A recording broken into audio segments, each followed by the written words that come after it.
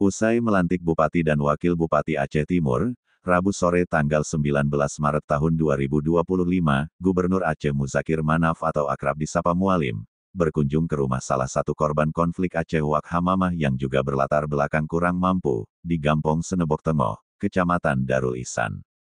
Di kediaman Wak Hamamah, beberapa korban konflik, fakir miskin, para lansia, dan para janda korban konflik juga menyambut kedatangan Mualim. Dalam kesempatan itu, Mualim dan rombongan berbuka puasa bersama dengan para korban konflik. Tempat berbuka puasa digelar sederhana di halaman depan rumah Wak Hamamah.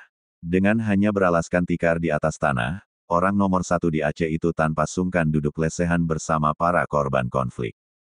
Mualim tampak begitu akrab dengan para korban konflik tersebut.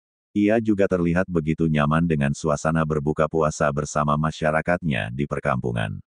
Seluruh rombongan yang ikut serta bersama Mualim, mulai dari kepala SKPA hingga ajudan yang mengawal juga ikut serta duduk lesehan berbuka puasa di halaman rumah Wak Hamamah.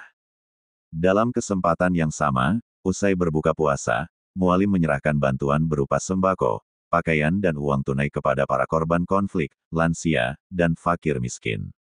Selain Wak Hamamah, beberapa penerima bantuan lainnya yang diserahkan Mualim yaitu Hafasah, Saudah, Salamah, Doijah dan Abu Bakar Hasyam.